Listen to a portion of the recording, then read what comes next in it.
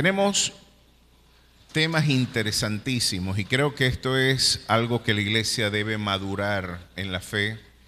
Este es un concepto que la iglesia, yo que me crié y me formé en la iglesia, que he podido ver cómo terminan algunas cosas que han empezado y que por mucho tiempo, ya tenemos ya casi 50 años en la iglesia, hemos podido evaluar, como dice la Escritura, y consideremos cuál es el resultado de la fe de alguno de ellos, ¿no?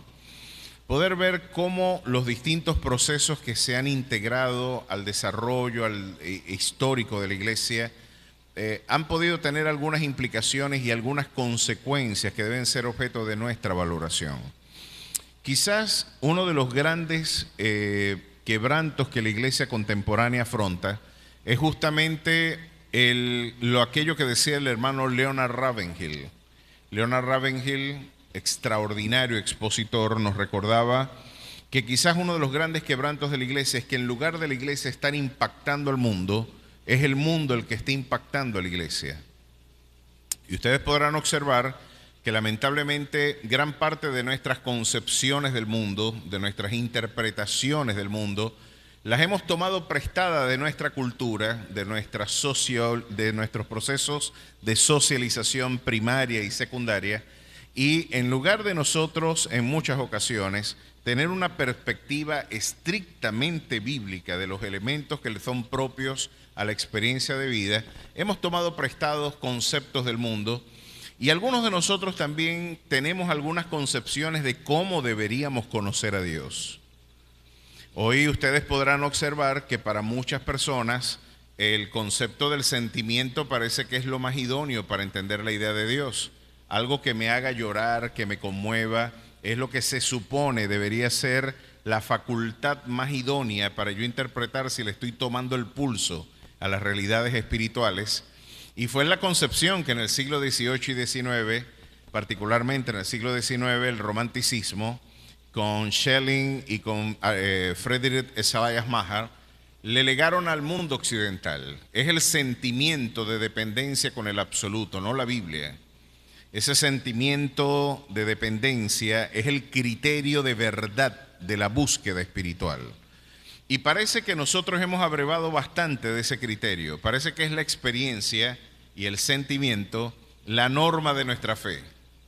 Yo siento de parte de Dios decirte esto, yo siento que esto no es de Dios, yo creo, no, hace mucho rato que la iglesia abandonó el yo creo.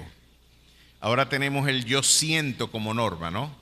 Parece que nuestro corazón es el caleidoscopio desde el cual evaluamos la vida y es el criterio desde el cual nosotros evaluamos nuestra conducta y nuestro proceder. El yo siento se lo debemos en gran parte a una cultura que, por supuesto, después de que fracasó la cultura occidental en lo que Johannes Hirschberger llamaba el proyecto logoteórico occidental, después de que el planteamiento cartesiano, postkantiano, el pensamiento ilustrado y el pensamiento, por supuesto, postestructuralista entró en una profunda crisis de fundamento, tanto en su orden epistemológico y las implicaciones metafísicas y ontológicas de ese planteamiento, dejaron aún a la ciencia devastada y los fundamentos y criterios de la universalidad del saber quedaron cuestionados. Pues de alguna manera la cultura exudó lo irracional como criterio también para la interpretación de la realidad. Y ahí ustedes pueden ver cómo el arte fue un reflejo de eso. Pueden ver, por ejemplo, en el planteamiento del abstraccionismo, ¿verdad? Y los planteamientos, por ejemplo, de Picasso en el Guernica. Ustedes ven la fragmentada de la obra, ven a un Miró, ven a un Salvador Dalí con su surrealismo, en este caso, cuando nos presentan una vida disociada de la realidad, en donde los aspectos subjetivos son más relevantes que la descripción objetiva de los eventos del mundo. Lo importante es presentar una exposición de la subjetividad, que después de todo es lo único que tenemos como seguro. Lo que el sujeto piensa, lo que el sujeto siente. No hay certezas, no hay valores universales, Estamos en el mundo de la posverdad, donde todos tenemos la razón y no hay debates importantes para nosotros, porque después de todo, no me digas lo que sucede, dime lo que yo quiero escuchar. En la era de lo políticamente correcto, donde cualquier descripción de la realidad puede ser ofensiva. Decía el mismo Nicolás Maquiavelo de que veía imposible brindar una descripción de los hechos sin promover incomodidades o malestares en sus interlocutores. Es muy difícil presentar una descripción de los eventos sin que la descripción despierte incomodidades. Estamos en el mundo en donde si usted en los Estados Unidos, bueno, gracias a Dios que ahora con la nueva gestión, el mundo conservador ha tomado nuevamente la voz en el mundo de Occidente, y algunos sociólogos se atreven a afirmar de que ya la derecha ganó la batalla cultural frente al progresismo postestructuralista. Pero es interesante ver que en algunos estados, recuerdo el historiador Justo González, cuando él me decía, a mí me da miedo saludar aquí a alguien, porque si usted saluda a un caballero y el caballero se autopercibe como mujer, y él dice, ¿por qué usted me llama a mí señor presumiendo mi género? Yo no soy señor, yo soy señorita. Y si usted se equivoca por razón de cortesía llamando caballero, señor, a alguien al que usted evidentemente, yo no necesito, yo puedo ver que aquí hay un hombre, una mujer, un hombre, una mujer, un hombre, no tengo más que explorar, es evidente. Sin embargo, estamos en la cultura donde los hombres son mujeres, donde las mujeres son hombres, donde los viejos son niños. En la cultura de la posverdad, la autopercepción es el criterio de la verdad. Y parece que la iglesia empezó a brevar de esas fuentes también. No debatamos de doctrina porque la doctrina nos divide. El amor es el fundamento, y claro que es el fundamento, pero tenemos la falsa concepción de que amar a alguien es pensar que debemos respetarle con todo y las deformaciones heréticas que pueden convivir en el seno de la iglesia. La unidad es doctrinal y espiritual, lo decía el apóstol Pablo, pensando una misma cosa, sintiendo una misma cosa. La unidad no es política ni administrativa, que es lo que lamentablemente hoy se pretende impulsar a través de estas falsas burocracias intereclesiales que persiguen la unidad política y administrativa de la iglesia sin preguntarse a ellos mismos si estamos en la fe. Esto nos lleva a preguntarnos y a pensar si nosotros también debemos evaluar nuestra concepción del mundo, debemos estar en lo que los reformados llamaban la iglesia semper reformata. Siempre estamos en una permanente reforma. Examinaos a vosotros mismos si estáis en la fe. Mis queridos hermanos, es importante evaluar nuestras convicciones, es evaluar los fundamentos de nuestra esperanza con el propósito de nosotros ser transparentes para con Dios y poder decir, Señor, yo te estoy adorando desde lo que tú te has revelado, desde lo que tú te has mostrado a través de tu palabra, no a través de mis creaciones, de mis expectativas, de lo que yo creo que eres tú, de lo que mi sentimiento y algún pálpito interprete que debería ser la divinidad. Más allá de lo que yo siento, yo quiero encontrarme cara a cara contigo. Yo no quiero, en este caso, y claro que el sentimiento y las emociones juegan un papel fundamental en nuestra espiritualidad. No hay nada menos ajeno a la espiritualidad auténtica que una espiritualidad que no se dé expresión a través de la emotividad. Nuestra fe nos constriñe, nuestra fe nos conmueve. Pero hay que recordarle a aquel que siente y a aquel que piensa que solamente el sentimiento es el horizonte de la búsqueda, de que el corazón es engañoso más que todas las cosas y perverso. ¿Quién lo conocerá? Parece que ese corazón, como el núcleo vital de nuestra experiencia volitiva, afectiva e intelectual, Solamente Dios puede levantar la mano y decir, yo soy el único que lo conozco. Es una absoluta caja negra para nosotros el corazón del hombre. Y en cierta medida, la conducta humana es un misterio tan inefable en algunos aspectos. Y quizás por esto podemos decir que tenemos imagen y semejanza del Creador. Algo que las ciencias sociales no pueden consagrar en términos fácticos, ni cuantitativos, ni aún cualitativos. Parece que se hacen insuficientes nuestros instrumentos de interpretación para desentrañar la complejidad abrumadora de la condición humana, que después de todo, como les reitero, debe ser un reflejo de la imagen y semejanza del Dios que nos creó. Pero para entender quién es Dios, y yo les decía a ustedes, yo no le puedo dejar a mi sentimiento la idea de concebir cómo entender quién es Dios, porque mis sentimientos me podrían jugar una muy mala pasada. Una muy mala pasada. ¿Por qué? Porque yo he enterrado niños y he estado en funerales donde he tenido que oficiar y nunca me he sentido quizás de una manera más inútil que tratando de brindarle consuelo a una familia que acaba de enterrar a un niño de 2 años, de 3 años, preguntándose por qué Dios se los llevó a su hijo y por qué no se los llevó a ellos. Padres casi en el borde de la locura, ya incluso podíamos ver que algunos rasgos de disociación de la realidad por lo abrumador del dolor estaba presente en las lágrimas de algunos de sus padres. ¿Ha ido usted particularmente a un lugar a un oncológico infantil? Niños con cáncer. ¿Ha usted explorado el dolor abrumador que se puede respirar en un lugar como ese?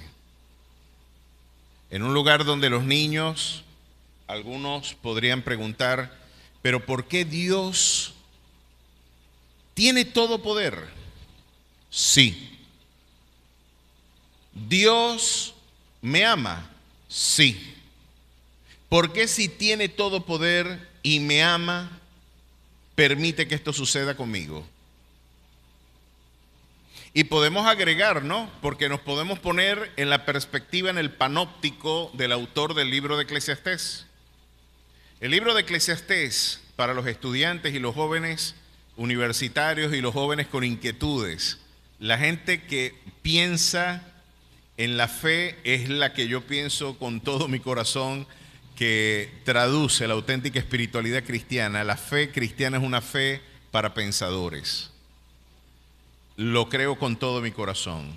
Porque usted puede ver a un Salomón evaluando la vida y diciendo, mira, yo paseándome, vamos a hacer una paráfrasis, desde el palacio, desde donde puedo observar la vida, veo cosas paradójicas y aún contradictorias. Puedo decirles que en el bazar de la vida, me acuerdo en una ocasión que me quedé sin carro, iba yo caminando con mi esposa desde las Tres Platos. En ese momento estábamos viviendo por Servicio Lara. Nos fuimos caminando desde los Tres Platos hasta Servicio Lara y vamos echando cuentos. Y de repente vemos unos 15 años, muchachos, que pasamos por ahí, abrieron la puerta y nos cayeron globos en la cara. Abrieron los globos, cayeron serpentinas, confites. Y yo, muchacho, tremendo bonche, casi que me meto ahí yo de arrocero y digo, vamos a ver qué pellizco por ahí. Y dije, tremendo bonche, chico. Exudaba de alegría. Doy unos pasos más, eso fue en el Hispano, damos unos pasos más y de repente vemos a gente llorando, con muchas lágrimas, con dolor y aún con gritos de desconsuelo. Y yo le decía a mi esposa, mira lo que acabamos de ver en menos de 3 minutos. Estamos caminando por el bazar de la vida. Hoy ellos están celebrando, aquellos hoy lloran, mañana estos lloran y aquellos después celebran.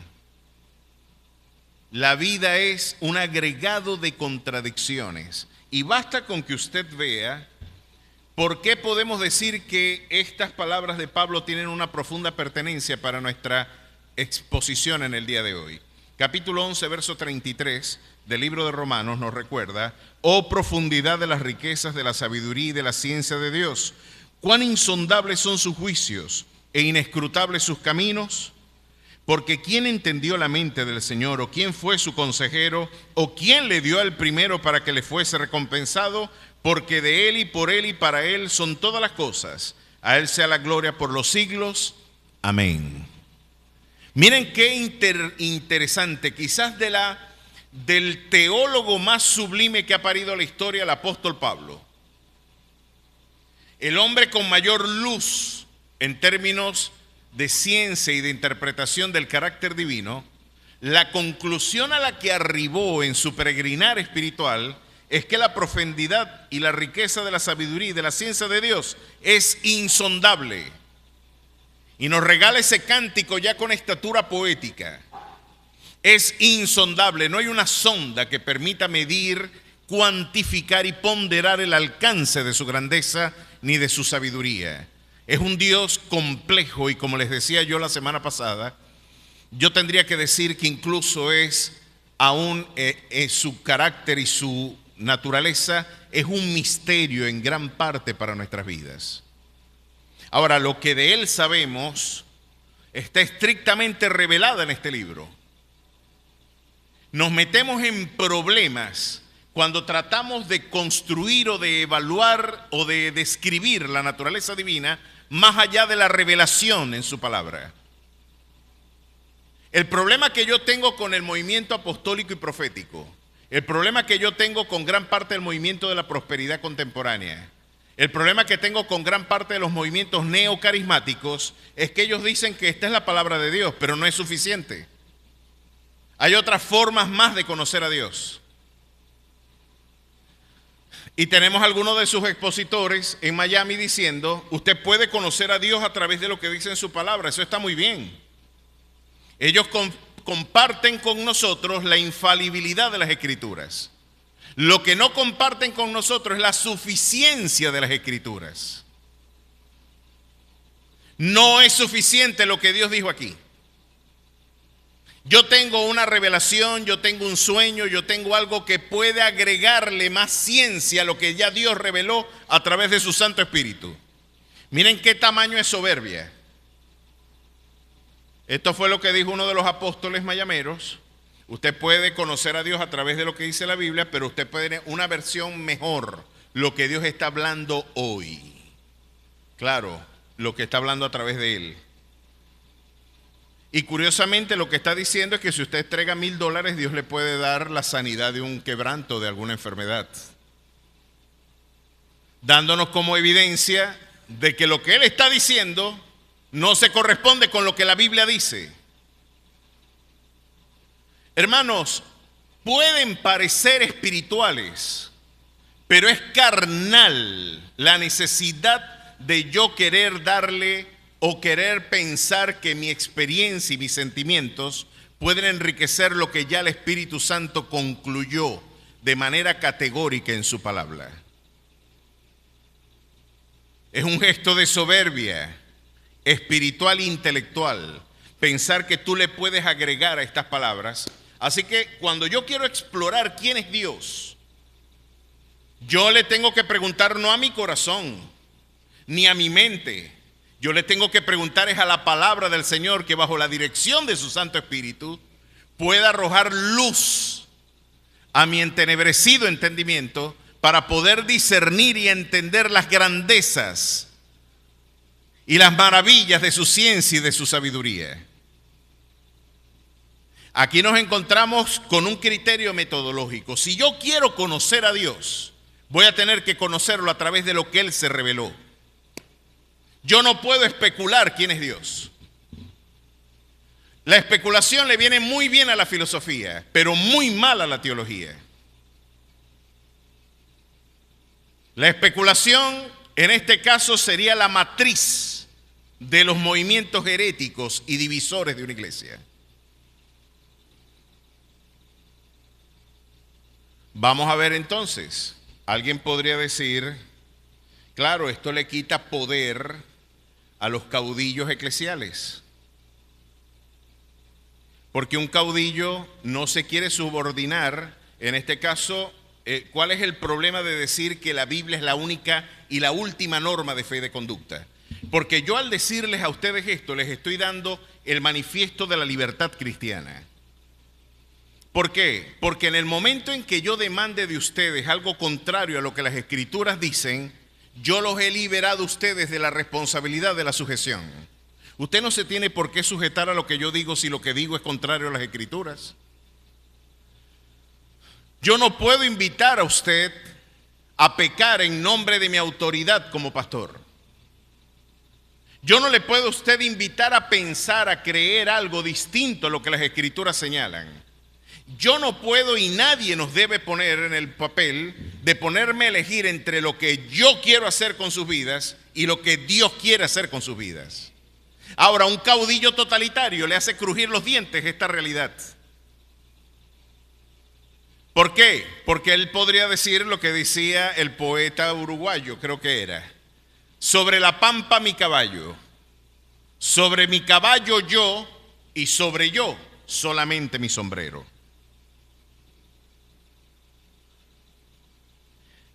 Tenemos una corrección a esa perspectiva. Sobre la pampa mi caballo, sobre mi caballo yo y sobre yo la eternal palabra de nuestro Dios, que se secará la hierba y se marchitará la flor, pero esta palabra permanecerá para siempre.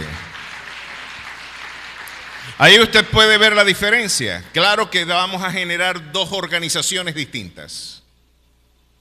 Vamos a generar dos sociologías distintas. Una organización que tiene a la Biblia como norma de fe y de conducta va a tener una disposición muy distinta a la de un caudillo, que él es la norma de fe y de conducta de la iglesia. Mis gustos y mis disgustos son los pecados que ustedes pueden... el pecado es lo que el pastor diga que es pecado. Y las libertades es lo que el pastor diga que son libertades. No. Yo tengo autoridad en la medida en que yo pueda reflejar lo que este libro dice y bajo la dirección de su Santo Espíritu presentarlo a su pueblo. Tengo la responsabilidad de ministrar estrictamente lo que Dios dijo aquí. Ahora, si no somos disciplinados en este criterio, y me temo que en muchas ocasiones no lo somos, porque es casi inevitable por nuestra propia constitución terrenal, hasta que este cuerpo no esté glorificado, batallaremos con las contingencias del error. Mientras eso sucede, tenemos que estar evaluando permanentemente nuestro proceder a la luz del testimonio sagrado. El examen no debería incomodar a nadie. Ahora, ¿qué debemos examinar de nuestra idea de Dios? Ayer yo me conseguí con una conferencia muy refrescante, agradable, muy refrescante. La verdad es que la pasé bastante bien. Sin embargo, pude escuchar muchas cosas, no solamente en esta conferencia, sino en distintos lugares, en donde nosotros nos encontramos con la idea de que realmente yo debo confiar en mí mismo y que la fuerza y el poder está en mí. Eso de la propaganda de que despierta el tigre que hay en ti, de su carita, eso parece que es seductor, ¿no? Y yo creo que este es un concepto que cuando usted lo explora en términos de arqueología cultural, uno lo puede explorar desde el mundo renacentista, desde el mundo del Renacimiento con Leonardo da Vinci, cuando el giro copernicano de Galileo, Copérnico, por supuesto, nos plantean de que la Tierra no es el centro del universo, por lo tanto, no es geocéntrico el universo, sino es heliocéntrico.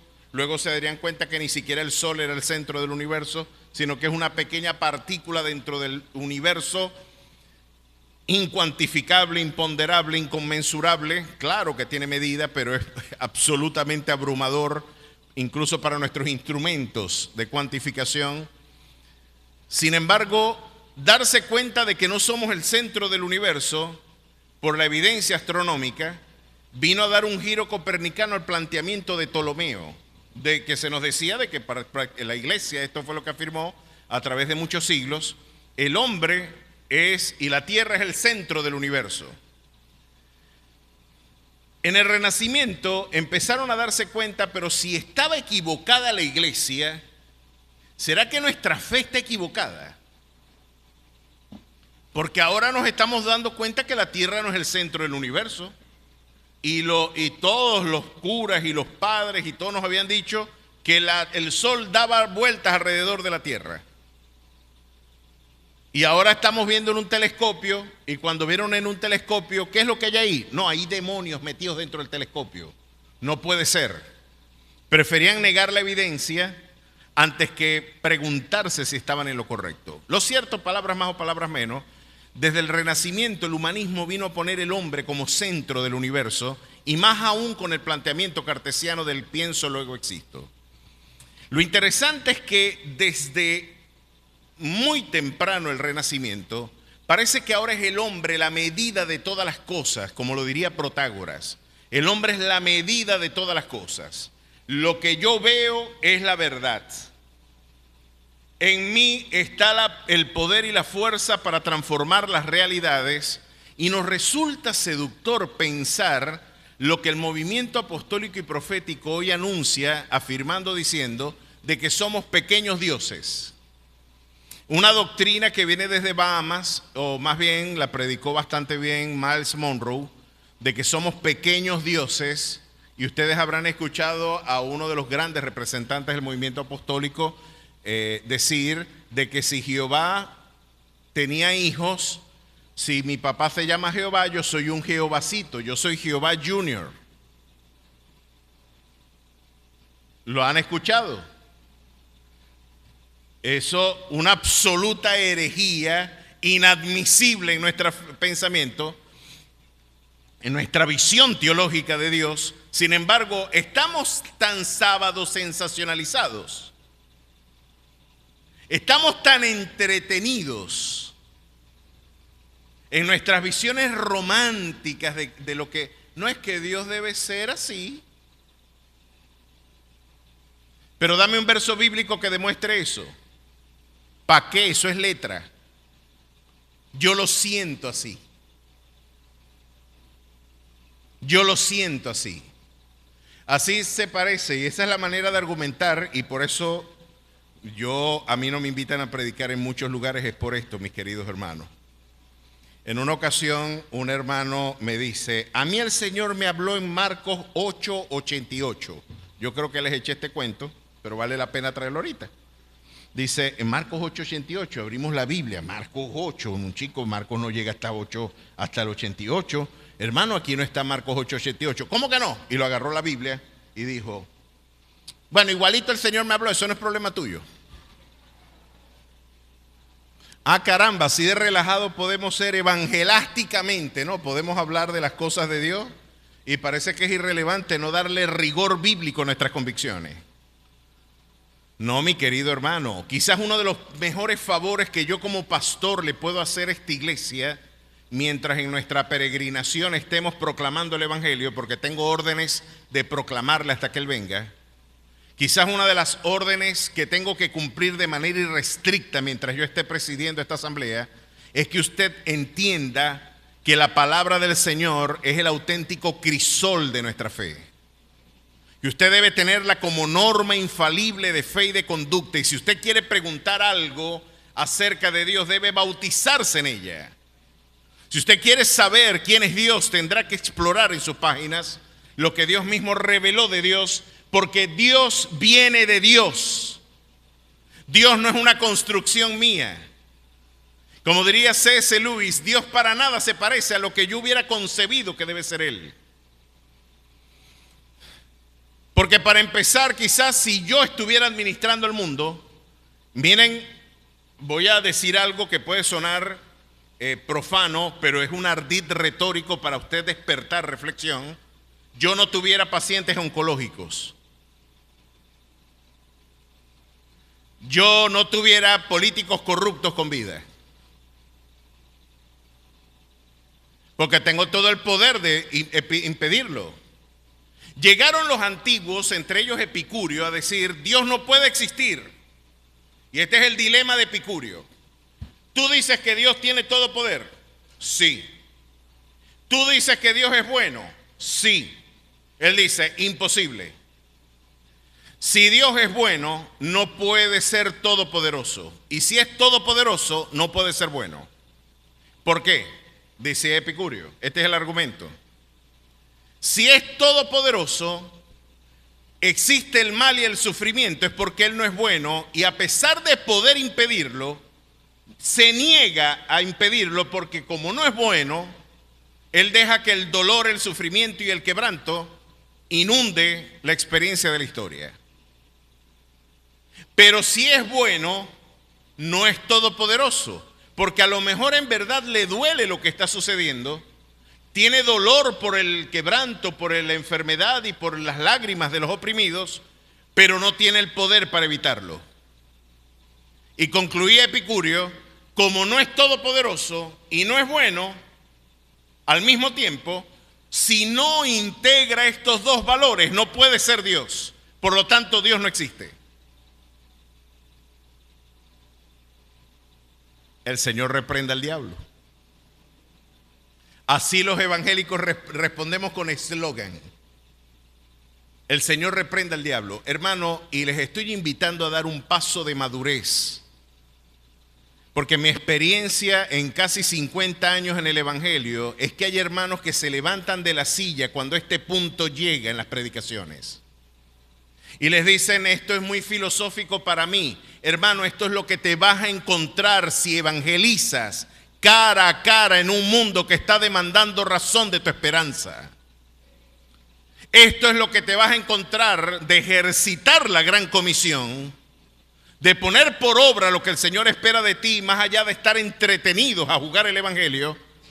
Si proclamamos el evangelio, si lo anunciamos en distintos sectores, vamos a encontrar muy buenas preguntas que hacernos en el peregrinar evangelístico y misionero de nuestra labor. Y esta es una de ellas. ¿Cómo le responderíamos a Epicurio? ¿Cuál sería la respuesta que la iglesia le da? Y es lo que la literatura bíblica para mi satisfacción intelectual y espiritual ha brindado. Dios creó el universo. Dios hizo al hombre perfecto, pero ellos se buscaron muchos males. El problema del mal no es una razón de origen. El problema del mal es un problema de administración de lo que Dios creó. Dios creó el universo perfecto, pero los hombres se buscaron muchos males, dice la Escritura. La insensatez del hombre tuerce su camino y luego contra Jehová se irrita su corazón. Proverbios 19:2. Usted después que mete la pata, después le decimos a Dios, ¿y por qué lo permitiste? Es una respuesta que de alguna manera algún ateo diría, es una respuesta muy fácil la tuya, porque ahora estás delegando en la libertad humana la responsabilidad del mal. ¿No podía Dios crear a un hombre libre y evitar también la idea del mal? ¿O el mal es el riesgo que Dios asumió al conferirle autonomía moral a su criatura? Dentro del cálculo infinito de nuestro Dios, ¿era mejor la participación del mal moral dentro de la historia que evitar la participación del mal en la historia? Pues yo tendré que decirle al ateo, sí. Dios apostó por ese escenario. Y lo interesante es que es para la gloria de su gracia, para la gloria y la alabanza de su gracia, que el Señor ha permitido la concurrencia de estas circunstancias, porque después de todo su nombre será y es glorificado a través de las mismas contingencias inmorales de la condición humana. Es la tesis que sustentamos. Ahora, ¿cómo podemos demostrarla? Les había dicho yo la semana pasada que la idea fundamental, cuando nosotros exploramos, por ejemplo, a mí me llamó mucho la atención cuando en el 2004, estaba yo casualmente viendo la televisión y de repente un extra sale allí y dice, bueno, acaba de suceder un tsunami en Indonesia. Y cuando uno veía las imágenes, Dios mío, ¿cuántas personas? Se estima que 350,000 personas murieron, porque fue un tsunami de proporciones épicas. Hay registros de ese tsunami en donde la ola alcanzó más de 30 metros de alto. No quedó un registro visual, no quedó un registro gráfico, pero sí el testimonio de los pobladores que dijeron, tuvimos que subirnos en ese cerro, en la copa de ese árbol, para que el agua nos pasara, el agua nos pasaba por la cintura, estando encima de ese cerro y en la copa de ese árbol. Imagínense lo intimidante y abrumador de esa experiencia, que se te meta el mar hasta la ciudad y un edificio de 7 pisos se te haga insuficiente. Yo decía, ahora, ¿qué da razón de esto? Peor aún que el del 2004 fue el Vargas del 1999, cuando amanecimos, ¿verdad? Un 29-30 de diciembre, ya en la transición de un milenio, Venezuela estuvo afrontando un escenario de proporciones hecatómbicas, donde deslaves vinieron y enterraron poblaciones completas de nuestra querida Venezuela, de nuestro litoral, y ver que murieron Jorge Tuero, murieron muchas personas, incluso conocidas, famosas, una cuestión abrumadora que quizás nosotros no podemos entender a plenitud, porque no lo pudimos palpar de manera inmediata, pero todos pudimos ver ese escenario. Cuando usted se pregunta, y usted le pregunta a un evangélico promedio, ¿quién causó eso? El evangélico le va a decir que fue Satanás. ¿Es así o no es así? El diablo inundó Vargas. El diablo promovió el tsunami. Yo voy a decir algo. Si yo me llego a montar en un avión y el avión se cae, y ustedes después vienen aquí en un cajón, me velan, algunos hermanos dirían, no lo declare, porque tienen la idea de que el soberano soy yo con mi declaración. Si el avión se cae y yo muero, ¿saben quién fue el que tumbó el avión? Yo digo que fue Dios. Y antes de que usted ore por mí, porque seguramente estará inquieto y diciendo el pastor se fue al mundo, esto de que el pastor se fue al mundo no es nuevo. Ustedes no saben el chiste del periquito predicador, del loro predicador.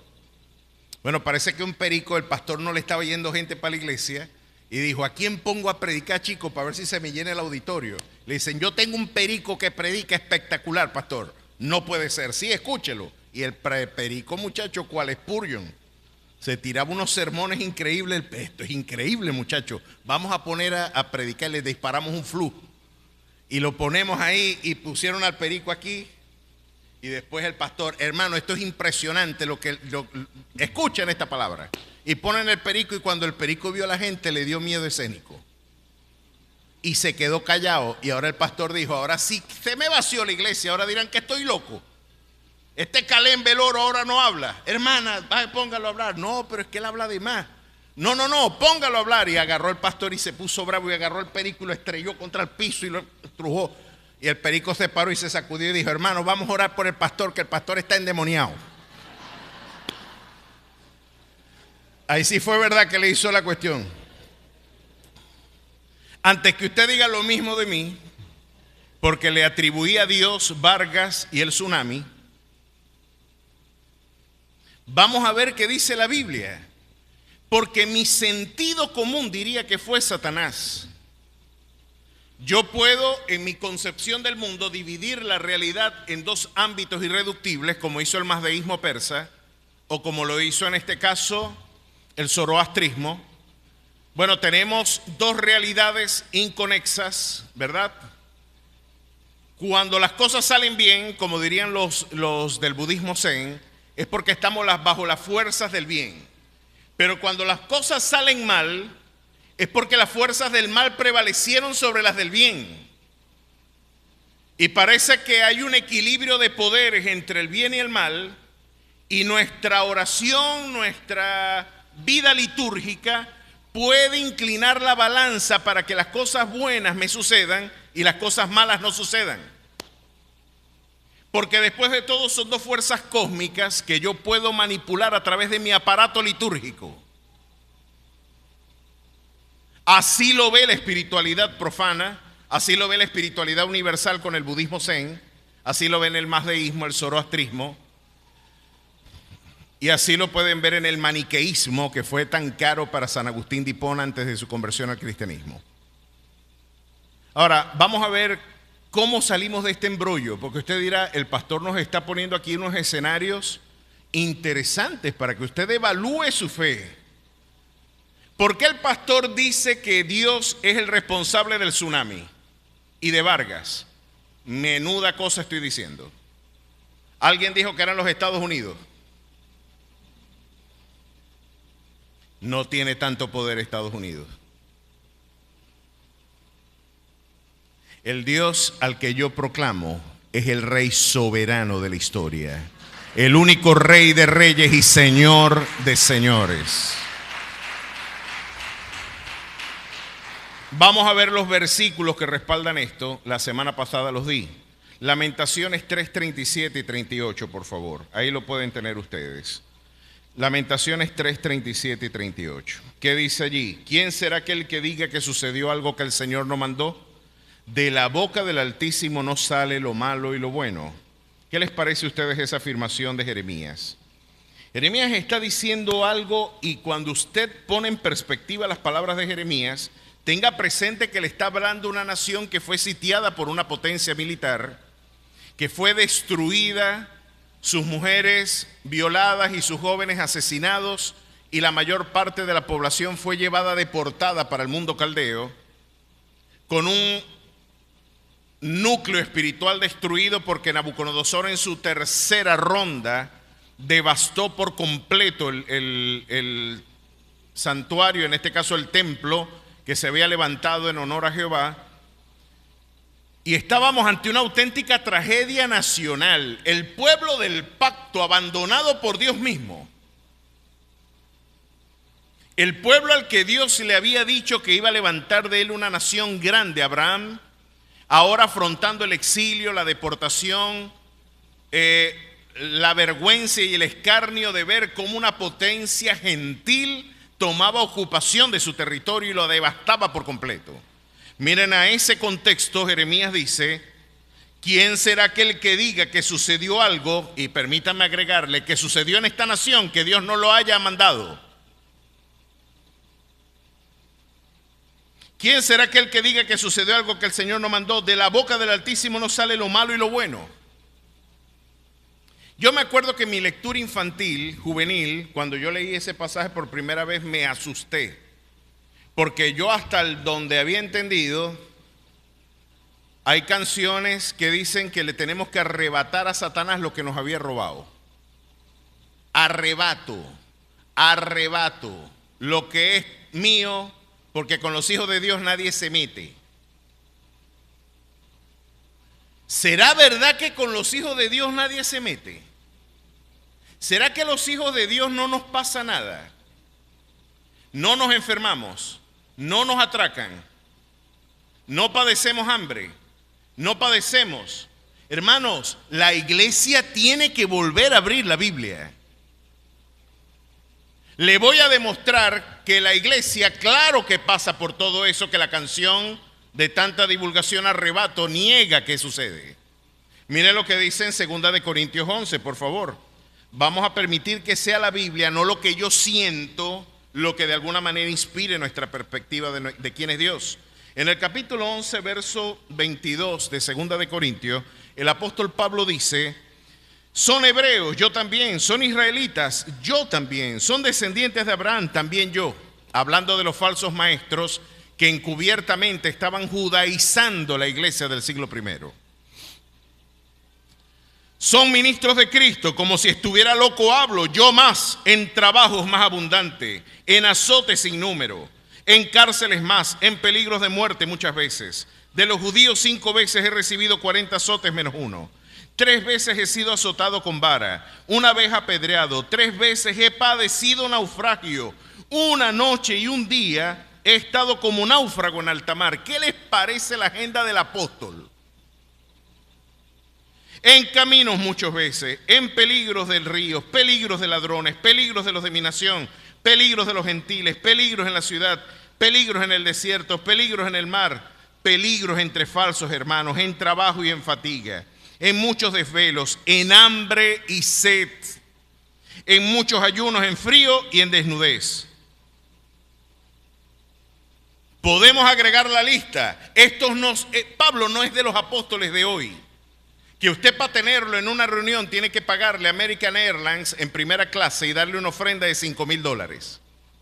El apóstol Pablo no le preguntaba a usted cuánto cuesta el Eurobuilding para hospedarse.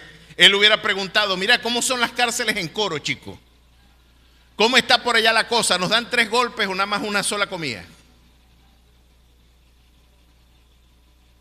No se parece a los apóstoles de hoy que tienen guardaespaldas. Bueno, yo sí tengo un guardaespaldas. Amén, el Señor. Amén. ¿Cuál poderoso gigante nos defiende? Pero esto me va a servir para una ilustración extraordinaria. Celestialmente, mi convicción es que el Señor me guarda. Y tengo ángeles que acampan alrededor de mi vida. Yo soy inmortal hasta que ese propósito se cumpla en mi vida. Yo podré morir en un accidente, pero nunca voy a morir accidentalmente. Porque el Dios que preside mi mañana es el Dios soberano de la historia. A su nombre sea la gloria. Escuche esto. Yo tengo guardaespaldas también. Uno, humanamente, en mis debilidades de fe, tengo a alguien que es cinta plástica en yoga, tío Luis. Cualquier cosa, tío. Ahí tenemos al tío Luis. Edwin también. Imagínense, y ya yo también me voy a salir del cuero. Qué tremendo convito de defensa tenemos. Lo interesante es que Dios no necesita, o nosotros no necesitamos de esas realidades, porque miren esto, o de escuderos que estén armados. Una vez llegó a Maracaibo uno de estos televangelistas, muchachos que no crecen para más, que los guardaespaldas, los escuderos, estaban armados con 9 milímetros. Arrancaron un espejo del dogado de las Águilas del Zulia para peinarle el copete y echarle laca. Y cuando salió al escenario, la canción era "Cuán grande es Él". Cuán grande es Él. Y sale Él. Y uno dice, ¿quién es grande, el Señor o vos? Me acuerdo que el gobernador del estado llegó tocando la corneta porque nadie la abría, y el mismo gobernador se bajó, abrió la jirafa, se metió, cerró la jirafa y él se sentó ahí. El gobernador tenía más humildad y sencillez. Llegó este evangelista y dijo, una casa que parecía Falcon Crest. Bueno, aquí se me cayó la cédula, nadie sabe qué es eso. Nadie sabe qué es eso. Los muchachos pueden googlearlo. Los muchachos pueden googlear. Una casa que era una cuadra completa. Nuestro querido pastor le consiguió para que él se hospedara. La miró de arriba abajo.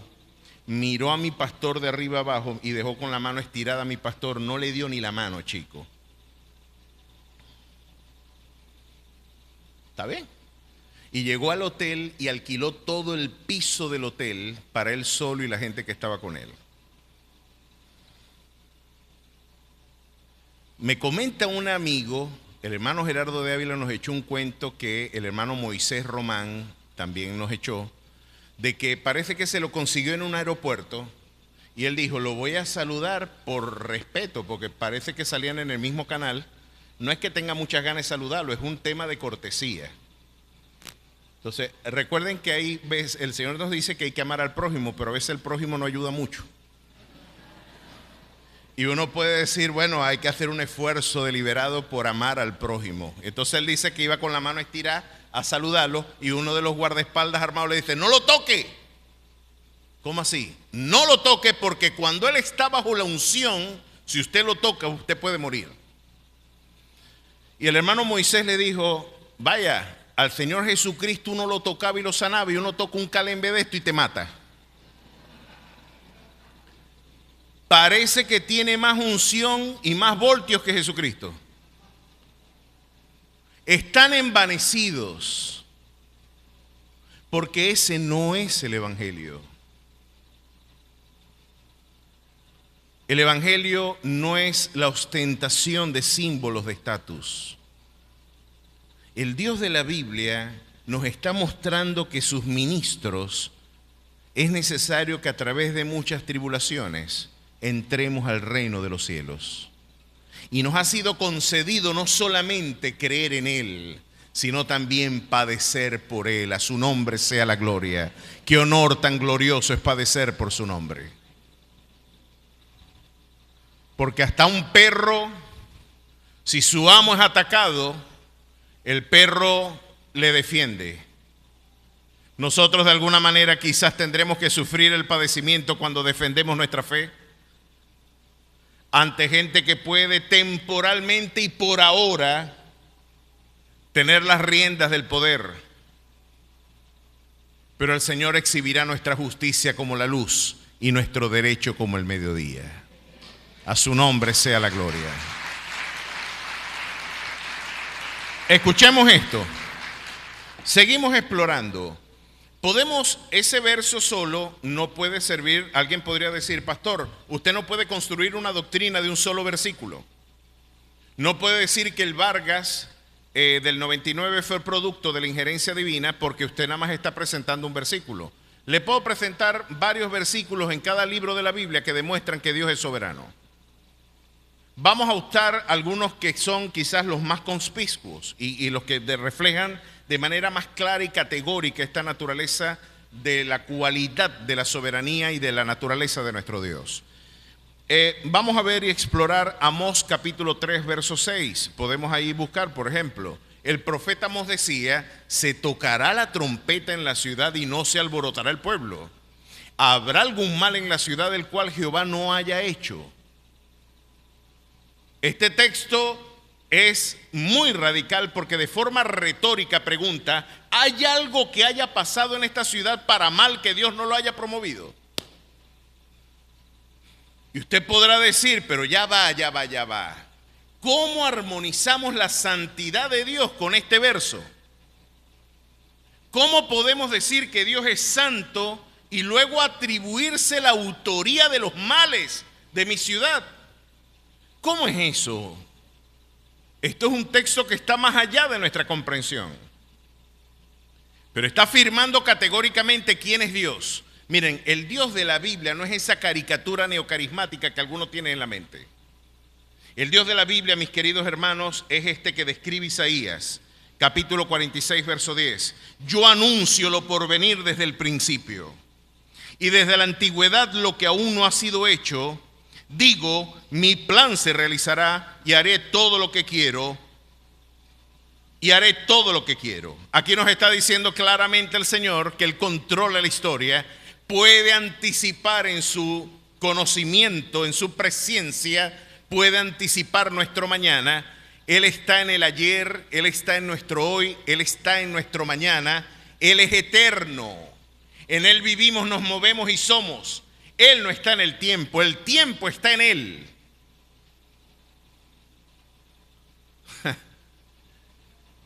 Aquí tenemos una concepción que viene no es casualidad la realidad del mundo, no es una fortuna la que lo mueve.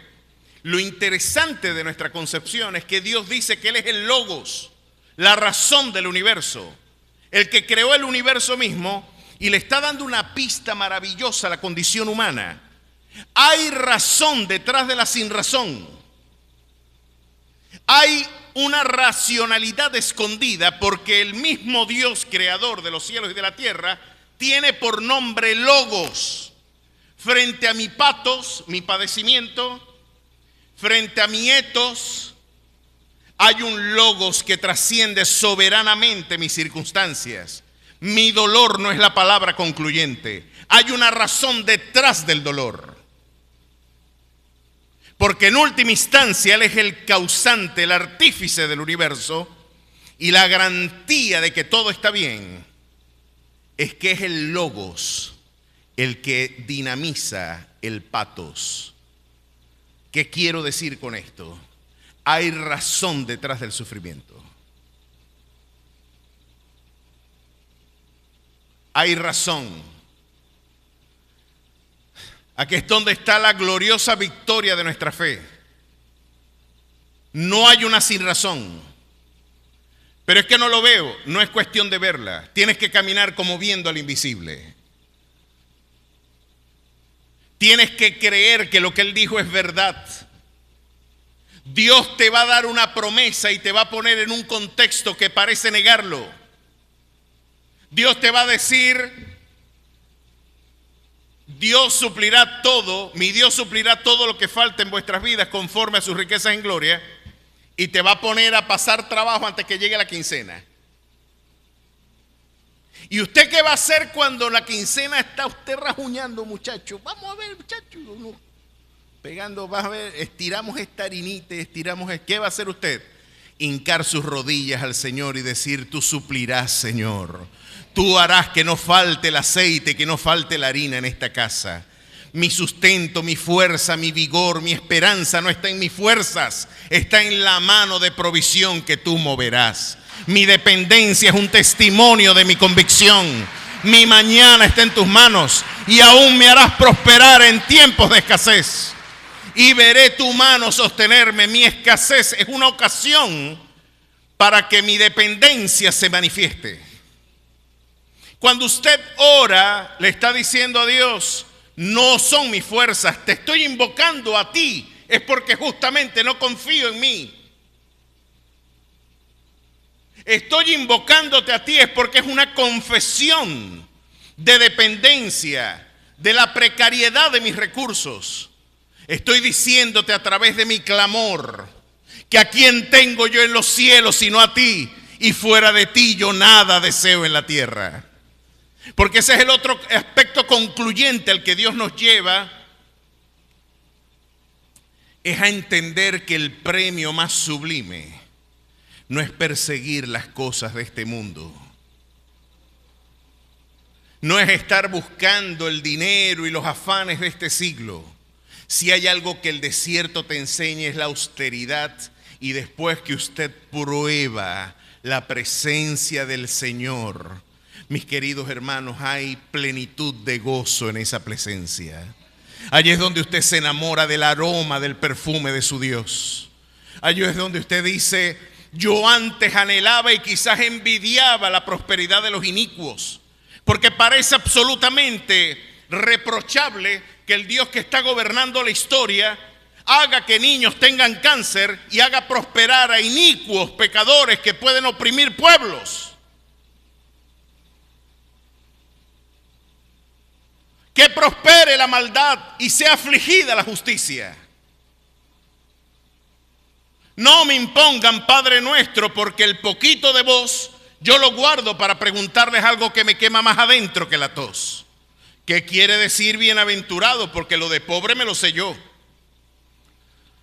¿Por qué aumentan más los mercaderes del templo que los panes de Jesús? O como diría Víctor Jara en una de sus canciones, en la canción del campesino, hágase por fin tu voluntad en la tierra. Como que con una voz de reproche está diciendo, tu voluntad nunca se hace. Se hace la de los poderosos. Se hace la voluntad de los inicuos. Pero mis queridos hermanos, hay algo interesante en toda la racionalidad del sufrimiento. Y es que tenemos primero, para usted encontrar consuelo en medio de esta crisis, saber quién es el artífice de mi dolor. Mis queridos hermanos, la historia de José, yo creo que es una ejemplar lección de cómo Dios puede utilizar el error humano para promover gloriosas bendiciones. Usted puede estar hoy muy molesto con un familiar y decir, mira, esta persona me tiró al abismo. esta persona habló mal de mí, me robó, a mis espaldas hizo daño, esta persona me metió el puñal por la espalda. Incluso en el caso de José, sus hermanos no le podían hablar pacíficamente porque lo aborrecían. ¿Sabe usted qué es aborrecer a tu hermano al punto de pedir que lo mataran? Yo he atendido en mi oficina hermanos que me decían: pastor, necesito esconderme en la iglesia porque me están buscando mis hermanos para matarme por una herencia. Debe ser terrible que usted, esa persona que se crió con usted, que jugó metras con usted, que se ensució jugando con usted, ahora lo esté buscando para matarlo por razones financieras. ¿Puede usted ver la amargura que podría haber en el corazón de José? ¿Cuántas cosas no podría decir? Es más, vamos a poner esto en vocabulario práctico. Si yo les digo a ustedes que vamos a elegir a un joven de acá, ¿cuántos quieren estudiar en España? Para ver. Oye, se nos quieren ir. ¿Y quién no? A mundo. De las universidades están pasando aceite. Bueno, se nos quieren ir uno de los muchachos y decimos, bueno, conseguimos una beca, vamos a orar y echemos suertes para ver a quién de ellos les cayó la beca. Y cayó, ¿verdad?, en uno de nuestros muchachos. Y se van, lo despedimos en un avión, le hacemos aquí una torta, una fiesta, lo despedimos. Y a la semana nos llega una noticia, ¿sabes qué? Lo secuestraron. ¿Cómo así? Lo secuestraron, muchacho. No se montó bien en el avión y ya lo habían secuestrado. Como yo me crié con los evangélicos, ¿sabe? Yo sé lo que los evangélicos decimos. ¿Sabe qué dice? No era la voluntad de Dios que se fuera. Eso es lo primero que dispara el evangélico promedio. No era la voluntad de Dios que se fuera. Ajá, no era la voluntad de Dios, pues. Se montó en el avión, lo secuestraron, lo iban a matar y le perdonaron la vida a última hora. Lo vendieron en trata de blancas, el mercadeo internacional de esclavos, y está ahora preso porque lo acusaron de violación. Usted diría, Naguará, pero ese muchacho no era para nada de Dios que se fuera para allá. Adivine de quién yo estoy hablando. Estoy hablando de José. José le pasó exactamente lo mismo. Sus hermanos le dijeron, vamos a matarlo y vamos a ver qué va a hacer de sus sueños. Usted se imagina que te metan en una cisterna, en un hueco, que te entierren vivo y que después tú estés escuchando, vamos a matarlo. Papá le compró una camisa más bonita que a mí. Yo no soporto esta preferencia. Matemos al muchacho. Y Rubén, su hermano mayor, dijo, no, déjelo quieto. Le salvó la vida y dijeron, vamos a venderlo. Lo vendieron, mercantilizaron con la vida de José. Se repartieron los cobres. Yo me imagino, porque la escritura dice que él lloraba pidiéndoles que lo liberaban.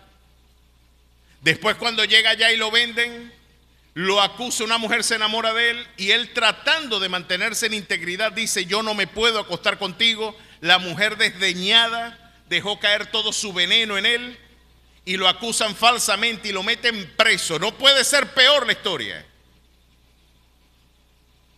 Es para despertar amargura y resentimiento.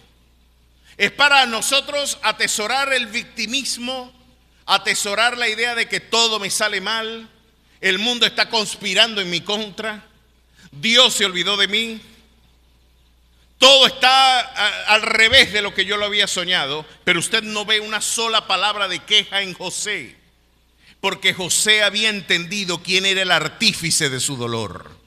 Permítame decirlo, y aquí usted puede leerlo y confrontarlo. Acompáñame al libro de Génesis, por favor, y usted verá lo que las palabras sabias de José en el capítulo 45, verso 5 nos dicen, y que son ejemplares para nosotros. Ahora pues, no os entristezcáis ni espese de haberme vendido acá, porque para preservación de vida me envió Dios delante de vosotros. Verso 7. Dios me envió delante de vosotros para preservaros posteridad sobre la tierra y para daros vida por medio de gran liberación. Así pues, no me enviasteis acá vosotros, sino Dios. que me ha puesto por padre de Faraón y por señor de toda su casa y por gobernador de toda la tierra de Egipto. ¿Qué es lo que Dios está mostrando aquí? Mira, yo puedo tomar a todo el que te calumnió, a todo el que murmuró contra ti. Puedo utilizar las mismas flechas que te tiraron, las mismas balas que emplearon, el mismo dolor que promovieron, los mismos vehículos para desarraigarte. Todo lo que ellos emplearon, los estoy empleando en la arquitectura del diseño divino para ponerte en el lugar que yo atesoré en la eternidad de mi amor para tu vida. Ellos fueron un instrumento para perfeccionar mi carácter en tu vida. Lo que Judá, Leví, Sacar, Zabulón no entendían es que yo estaba usando su propio pecado incluso para ponerte al lado del faraón. ¿Qué le parece ese Dios que puede transformar lo peor en lo mejor? Cuando tú entiendes esto y te metes en el libro de Job, que en el libro de Job, ¿quién fue el que causó el daño de Job? Satanás podía decir: tú te envaneces de que este hombre es perfecto y recto, temeroso de Dios y apartado del mal. Todo le va bien, es porque tú lo proteges. Pero quítale el cerco que él tiene para que tú veas que en tu propia presencia maldice tu nombre. Lo que es interesante ver es que Satanás no pudo tocar a Job hasta que Dios no le dio permiso. Y Job y también Noemí dieron una interpretación de su dolor cuando afrontaron las lágrimas. Job, cuando se le murieron los hijos, perdió su propiedad y perdió su salud. Miren lo que dijo: Jehová dio, Jehová quitó, sea el nombre de Jehová bendito. Y cuando Noemí volvió de las tierras de Moab, también le dijo al pueblo en Belén que la recibían: ¿no es esa Noemí? Y Noemí dijo: no me llamen Noemí, llámenme Mara, que es amargura, porque en dolor y en amargura Jehová me ha puesto. Lo que Noemí fue decir: miren, el que en realidad me puso aquí fue Jehová. Algo que de manera brillante nos recordaría el hermano Suheil Michelén es que del mismo trono de Dios salen nuestros quebrantos. De la misma boca del Altísimo vendrá la orden para yo afrontar el desafío del quebranto. Pero aquí es donde viene la historia maravillosa. Si Dios es el que está en control de mis lágrimas, si Dios es el que está administrando mis circunstancias, hermano, quita la mano del que te afligió. Quita las palabras de aquel que te hirió con palabras lacerantes. Quita la mano de la circunstancia y pon tu mirada en el auténtico origen. Y tú podrás decir: ese Dios dio, ese Dios quitó, su nombre será bendito para siempre. No importa lo que yo afronte, hay garantía de éxito si Él está en control. A su nombre sea la gloria.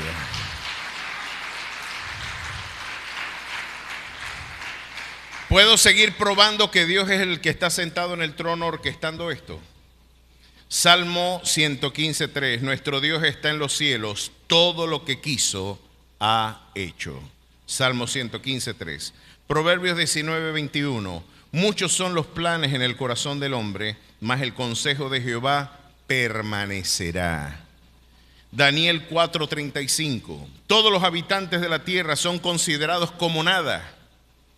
Él actúa conforme a su voluntad en el ejército del cielo, y en los habitantes de la tierra no hay quien detenga su mano. Romanos 9:15, tendré misericordia del que yo tenga misericordia. Así que no depende de quien quiere ni de quien corre, sino de Dios que tiene misericordia. Efesios 1:11, en él asimismo tuvimos herencia, habiendo sido predestinados conforme al propósito del que hace todas las cosas según el designio de su voluntad. Apocalipsis 4:11.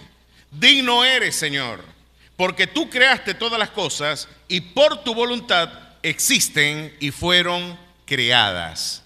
Y podemos seguir agregando, para que se sepa desde donde nace el sol hasta donde se pone, que no hay más que yo Jehová, que creo la paz y formo la adversidad. Yo Jehová soy el que hago todo esto.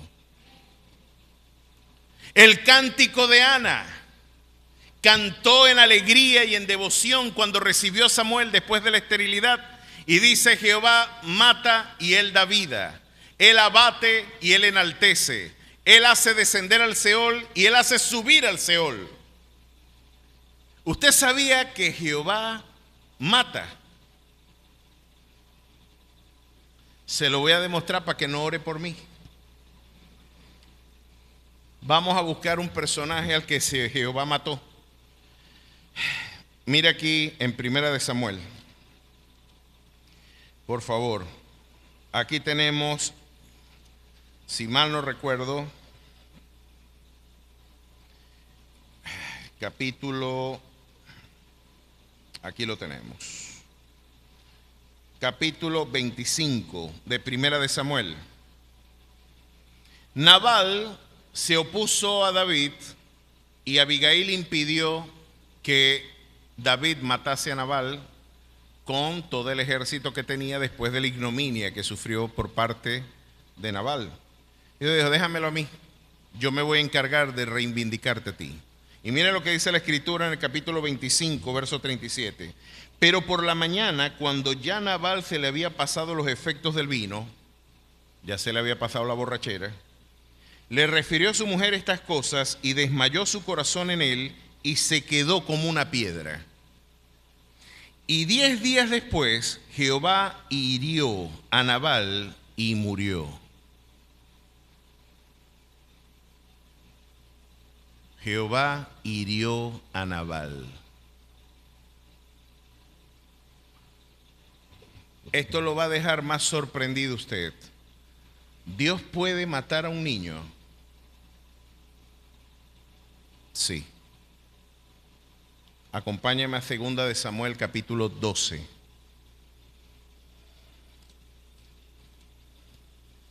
Vamos a ver qué dice el Señor.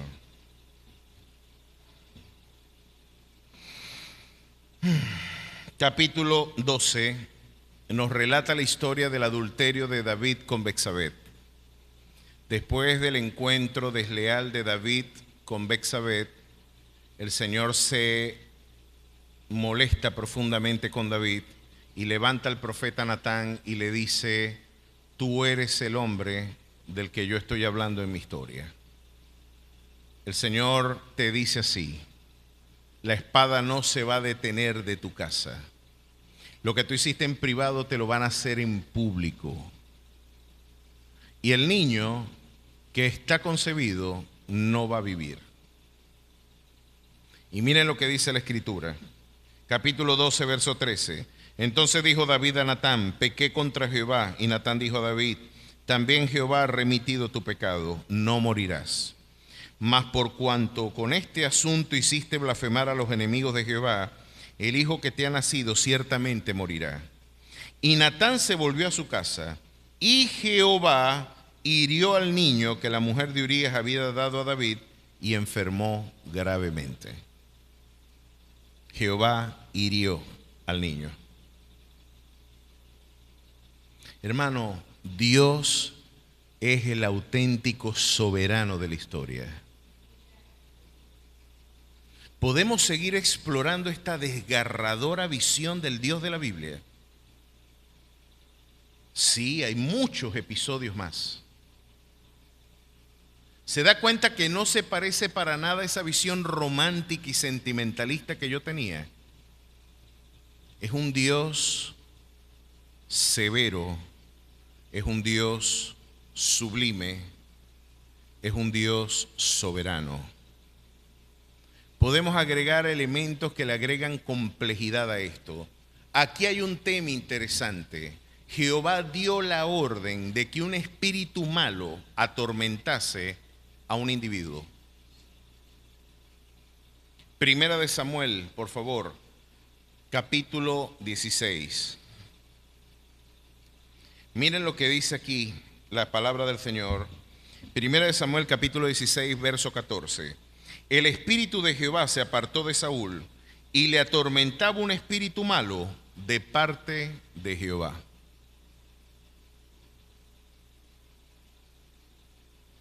Dios es más soberano de lo que nosotros quisiéramos.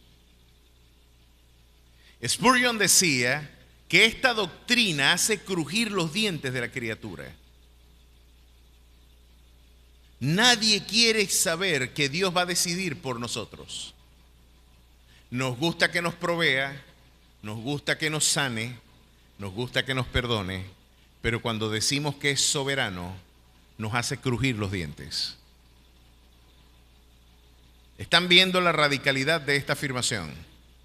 Ahora, ¿cómo podemos integrar la idea de esta absoluta soberanía e irrestricto gobierno de las circunstancias?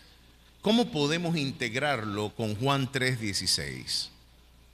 Yo les decía a ustedes la semana pasada de que pareciera que hay un texto en Santiago que desmiente todo lo que he dicho ahorita. Hay un texto en Santiago, si usted me acompaña un momentito a la epístola de Santiago, estamos ante un texto que pareciera ser la contradicción abierta de todo lo que he dicho hasta ahora. Porque aquí están diciendo que Dios, capítulo 1, verso 13 de Santiago, cuando alguno es tentado, no diga que es tentado de parte de Dios, porque Dios no puede ser tentado por el mal, ni Él tienta a nadie. Sino que cada uno es tentado cuando de su propia concupiscencia es atraído y seducido. Entonces la concupiscencia, después que ha concebido, da luz el pecado, y el pecado siendo consumado da luz la muerte. Alguien podría decir, pero pastor, esto es una contradicción. ¿Quién tiene la razón? ¿Isaías, Amós, Jeremías? Miren, en el libro de Éxodo, Dios se echa la culpa de los ciegos y de los sordos. Lo quiero llevar más allá. Capítulo 4, verso 11 de Éxodo. Ustedes podrán recordar que difícil debe ser ciego, y más aún cuando Dios dice que Él fue el que los creó. Miren cómo lo dice. Y Jehová respondió, ¿quién dio la boca al hombre? 4:11. ¿O quién hizo al mudo, al sordo, al que ve y al ciego? ¿No soy yo Jehová?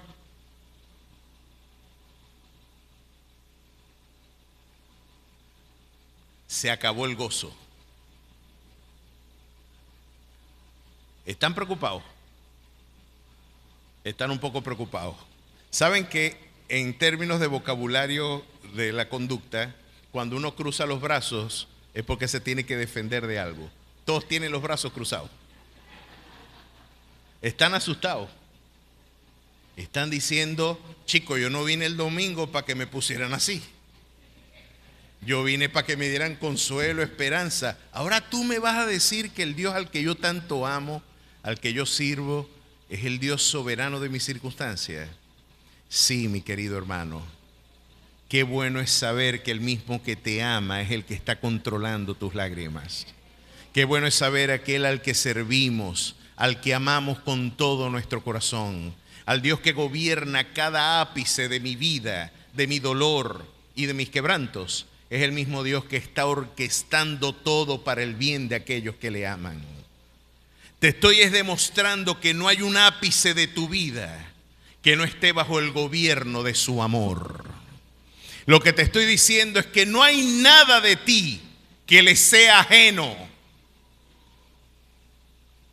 Lo bueno es saber, cuando yo entiendo su radical soberanía, es que ni siquiera una molécula que yo estoy respirando esté al margen de la dirección y del gobierno soberano de mi Dios. Es una bofetada a mi concepción del mundo.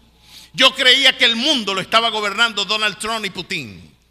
Yo creía que el mundo lo estaba gobernando, no me quiero meter en problemas, pero algunos piensan que están regentando la historia y que ellos son los que mueven los hilos de la historia. Pues tengo buenas noticias para el pueblo afligido.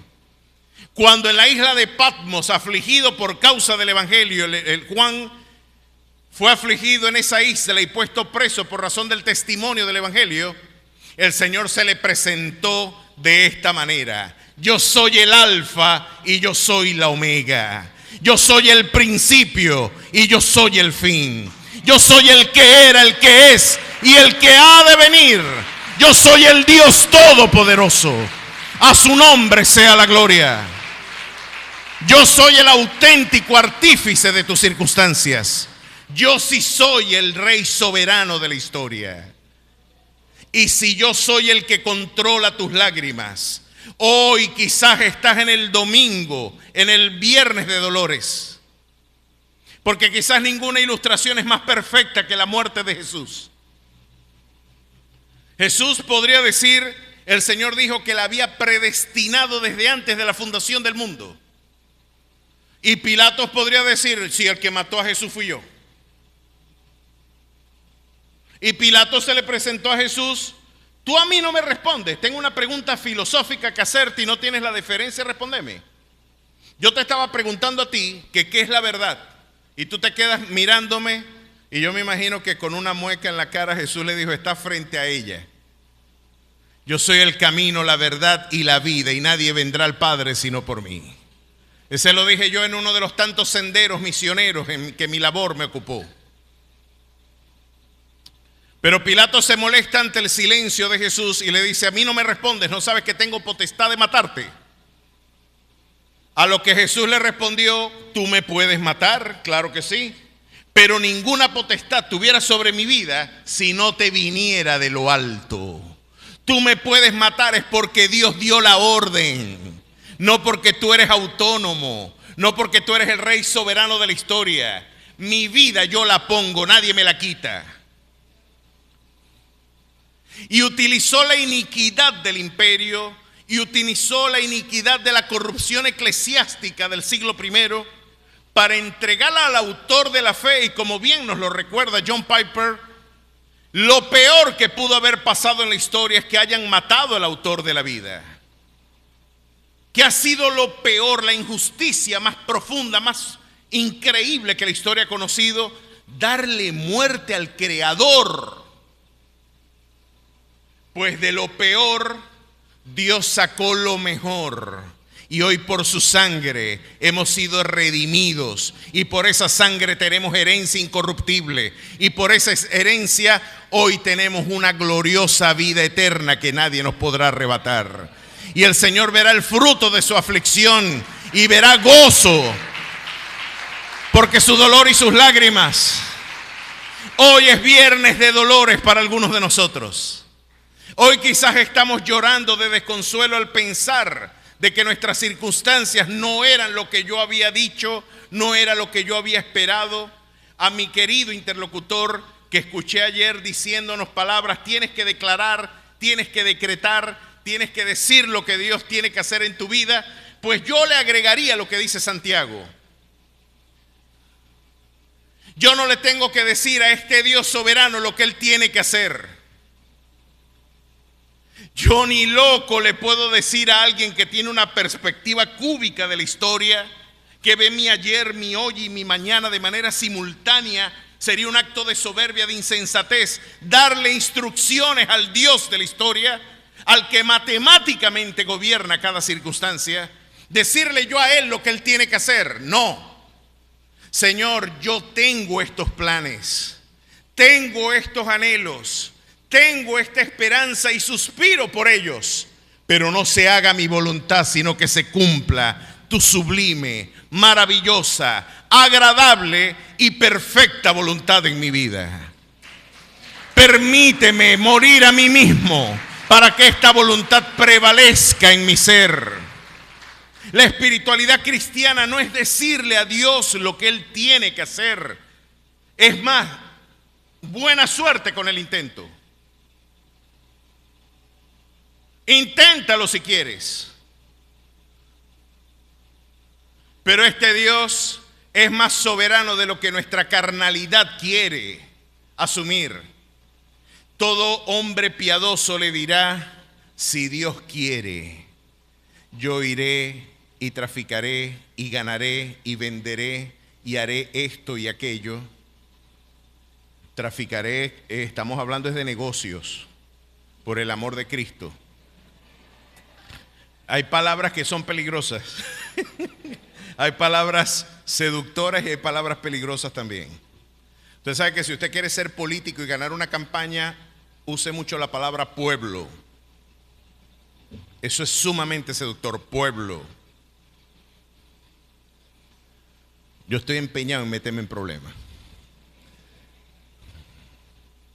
Lo interesante, mis queridos hermanos, más allá de esto, es que el siervo de Dios va a decir, si Dios quiere, yo haré esto y aquello. Porque siempre lo que tú elijas va a ser lo mejor para mi vida. ¿Por qué yo puedo ahora alabar a Dios sabiendo esto de Él? Usted dirá, pastor, pero esto yo no sabía que Dios... Sí, cuando yo me quemé, Él dio la orden. ¿Pudo Dios impedir que yo me quemara? Totalmente. ¿Se me pudieron haber perdido las luces de bengala, quedarse en el carro de mi tía? ¿O que el gas se haya ido del sector? No. Si le voy a poner otro ejemplo antes de dar una respuesta. Si tenemos a dos tipos a los que tenemos aquí. De este tipo, dijeron, de los paridos de mujer, ninguno ha sido como él. Muchacho, esto es una maravilla. De los paridos de mujer, ninguno tiene la estatura espiritual y moral de este hombre. De este lado tenemos a otro que el Señor dijo, apártate de mí, Satanás, porque me eres de tropiezo. Lo llamó Satanás. Si se está hundiendo un barco y solamente hay un flotador, ¿a cuál de los dos usted se los da? A Juan el Bautista. Y a Pedro lo vemos hundirse. Pues los dos estuvieron en las mismas circunstancias. A los dos los metieron presos. Juan el Bautista le dijo, esa mujer no te conviene, es la mujer de tu hermano, estás en adulterio y tus decisiones morales tienen implicaciones profundas para este pueblo. No te corresponde estar con esa mujer. Herodes lo metió preso, lo decapitaron y pusieron la cabeza del hombre más grande de la historia, según Jesús, en el plato de una mujer adúltera por el deseo de una mujer inicua. Pero a Pedro lo metieron preso en un calabozo, pusieron varias guardias, un ángel del Señor lo liberó, cayeron las cadenas, pasó por en medio de la guardia y después le tocó la puerta a los que estaban, a los discípulos, y le dijo, yo salí de la cárcel y ellos se asustaron. Pero ustedes no estaban pidiendo que saliera, pues. Cuando lo vieron se asustaron. A veces oramos por lluvia y no sacamos el paraguas. Bueno, se quedaron locos.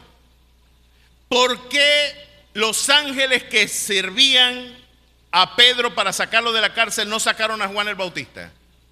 ¿Podría Dios sacar a Juan el Bautista de la cárcel al igual que sacó a Pedro? Claro que sí. Pero lo que sucede es que aquí tenemos que entender hasta dónde llegan los propósitos y designios divinos. De Juan se dijo, es necesario que yo mengüe para que él crezca. Y la manera que yo salga del mundo es irrelevante, porque aquí viene la buena esperanza de la muerte, la esperanza bienaventurada de aquellos que mueren en Cristo. Para mí el vivir es Cristo y el morir es ganancia. Porque cosas que ojo no vio, ni oído yo, ni han subido al corazón del hombre, son las que Dios ha reservado para aquellos que le aman. Estimadas a los ojos de Jehová la muerte de sus santos.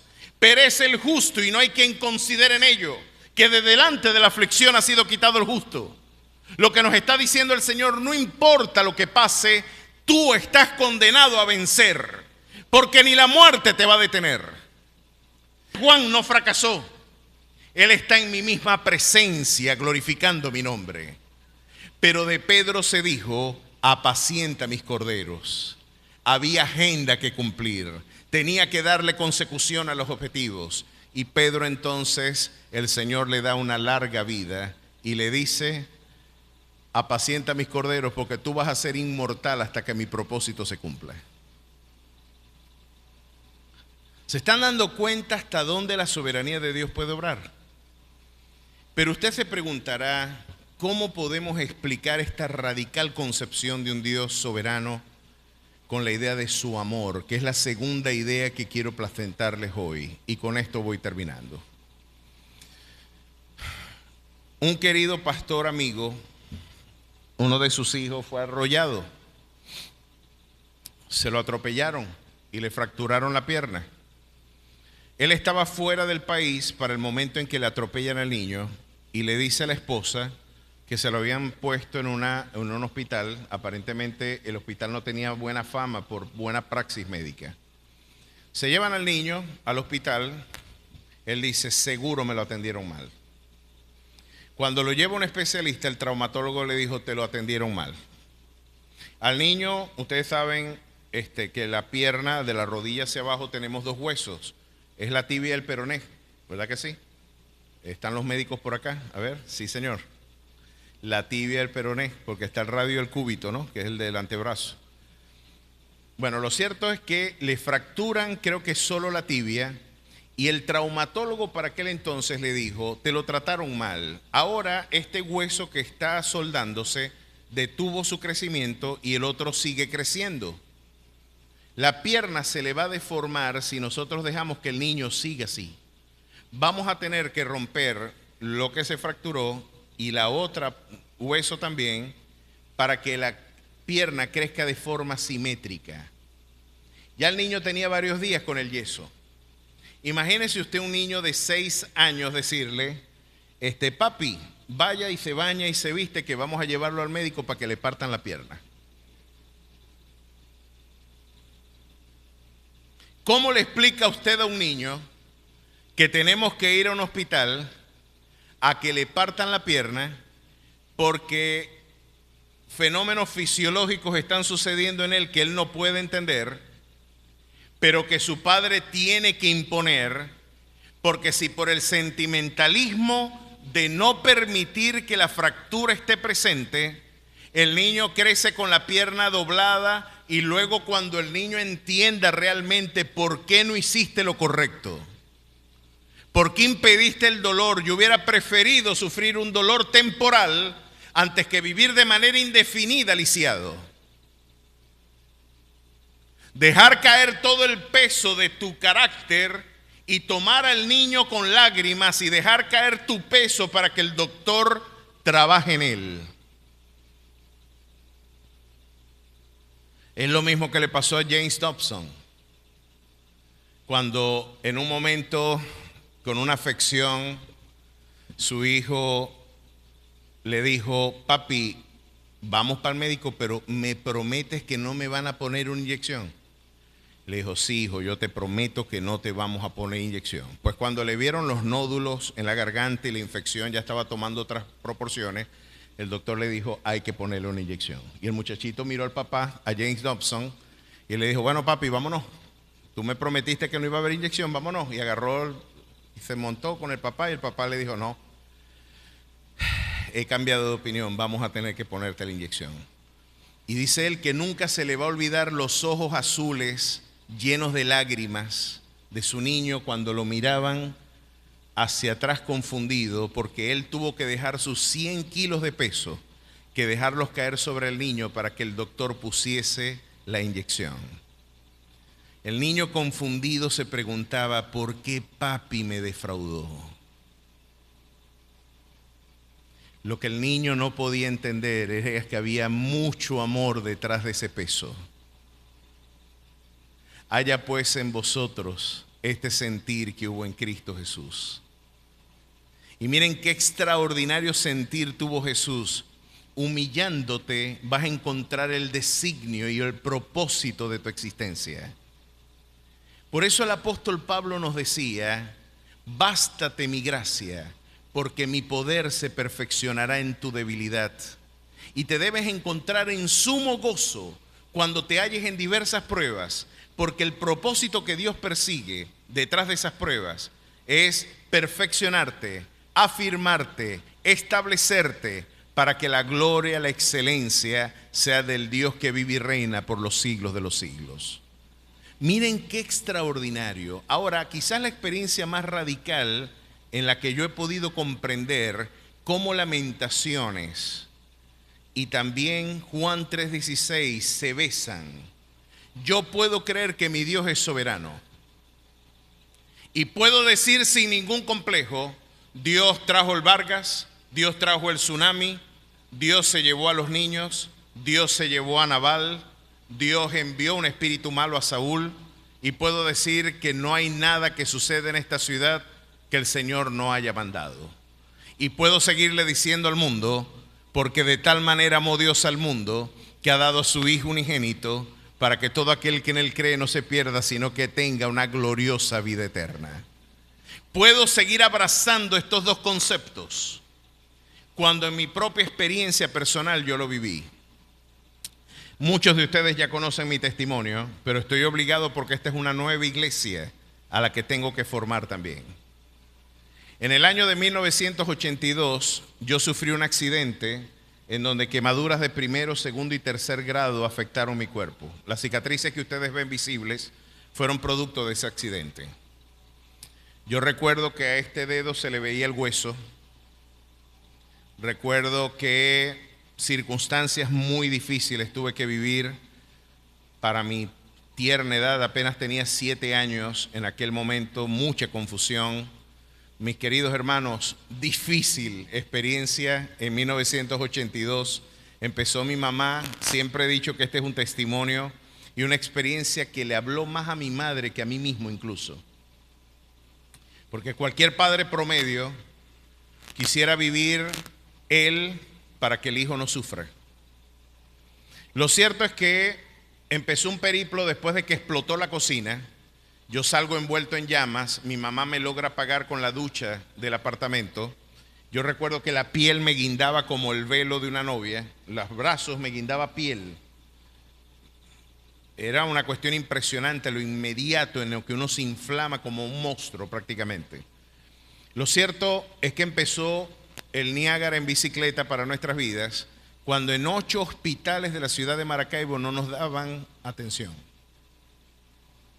8 hospitales, en uno había tétanos, en otro no había camas, en otros no podían porque no habían insumos para atención a los quemados. Recuerdo que íbamos dándole la vuelta a toda Maracaibo y en una de esas, mientras estoy en la ambulancia, yo debo ser primo hermano al Coyote al Correcamino, porque además de quemado, la ambulancia se estrelló contra un Capriz y yo además de quemado llegué machucado porque se estrelló el Capriz y me golpeé todo también. O sea, no podía ser peor el escenario. El Capriz se desbarató por completo.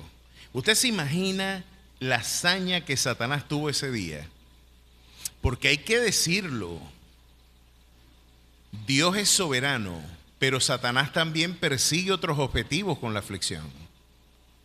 Ese es el otro lado de la moneda del libro de Job. Dios está evaluando mi respuesta frente al quebranto y Satanás está apostando por mi apostasía. Lo cierto es que yo me imagino lo abrumador de ese día para todos nosotros. Llego por fin al hospital clínico en Maracaibo y el tratamiento que tenían para mí era que cada 2 horas tenían que raspar mi cuerpo. En una experiencia inefable de dolor, tenían que raspar mi piel y desechos de mi cuerpo llenaban una tina. Hoy los tratamientos para quemados son muy distintos.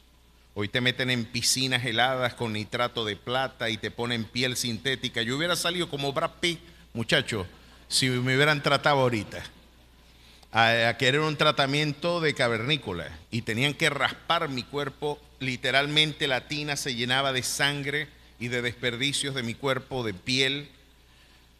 Yo recuerdo en esos momentos difíciles, de 12 a 2, de 2 a 4, de 4 a 6, de 6 a 8 de la mañana y así interminablemente en un ciclo que terminó contaminándome, ¿sabe? El agua del hospital, por la insalubridad, era de esperar que el mismo agua del tanque del hospital me transmitió la bacteria, la pseudomonas. Imagínense a un quemado con pseudomonas, los médicos acá podrán entender lo gravísimo de eso. Ya yo estaba al punto de la septicemia, mi cuerpo se puso verdoso y ya yo hedía, y le dijo a la enfermera que hiciera arreglos funerarios, porque un niño con la mitad de las lesiones había muerto en la misma habitación hacía un mes. Recuerdo que mi madre le dijo en aquel momento: eso es lo que dice la ciencia, vamos a ver qué es lo que dice el Señor. Y mi madre ayunó y vigiló por 2 días, en ayuno, en vigilia, en clamor y ruego ante la presencia del Señor. Y hoy estoy, imagínense, ya 43 años después, diciéndoles que yo soy testigo del poder de Dios. Y ese Señor me levantó del lecho de la muerte, y puedo decirles que el mismo Dios que me sanó es el mismo Dios del ayer, del hoy y del mañana.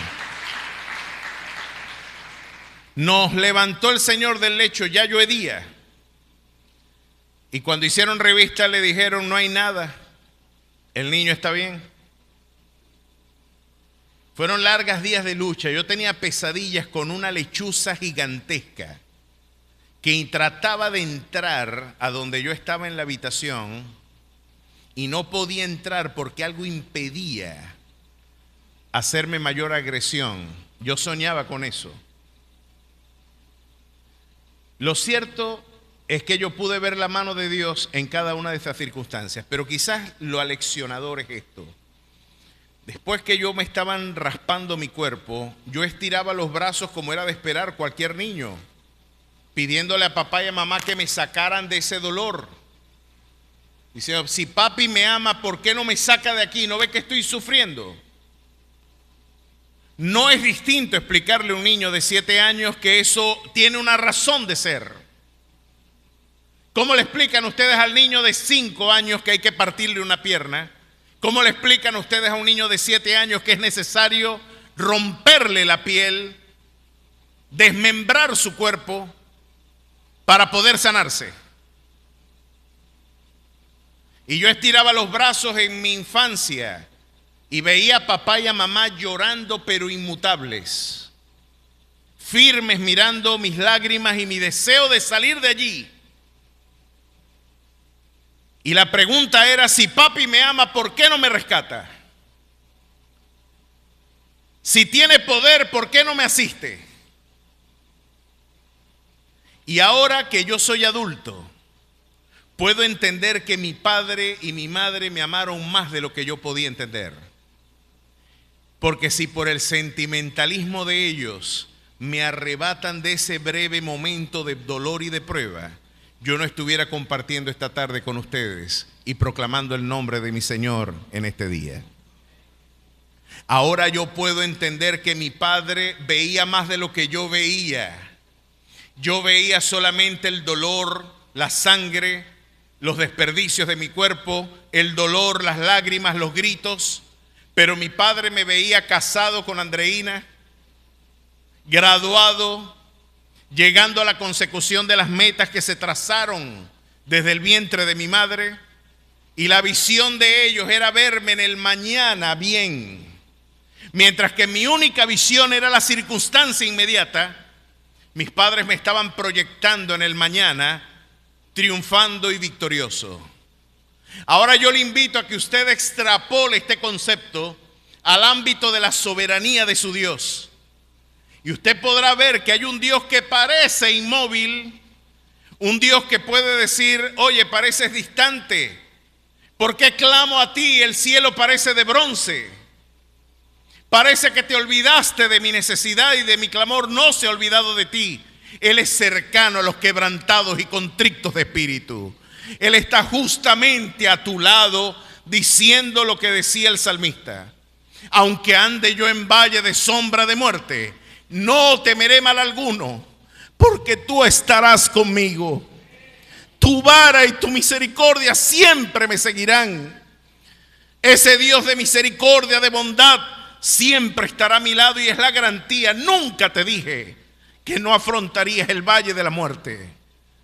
Al contrario, yo te lo anticipé. Nunca le dije a los 3 jóvenes en Babilonia que no entrarían al horno de fuego. Lo que yo sí les garanticé es que me iba a meter con ellos adentro, porque el cielo y la tierra pasarán, y yo prometí y esto no pasará. Nunca te dejaré, siempre te sustentaré con la diestra de mi justicia. No hay tal cosa como un Dios que da la espalda. No existe tal cosa como un Dios que te deja en soledad. Ese Dios administra todo para el bien de aquellos que le amamos. Este Dios no se parece al que yo pensaba. Este Dios es mejor de lo que yo pensaba. Y aún así yo solamente veo por espejo oscuramente un pequeño destello de su gloria. Hoy me complace decirle a esta iglesia que usted adora a un Dios que es soberano. Qué bueno que es Él el que está en control. Qué bueno que es el mismo Dios que te ama, el mismo Dios que te aflige. Hay garantía de que todo va a terminar bien. Dígale al que le está a su lado, dígale al justo, te irá bien. Decidle al justo, te irá bien.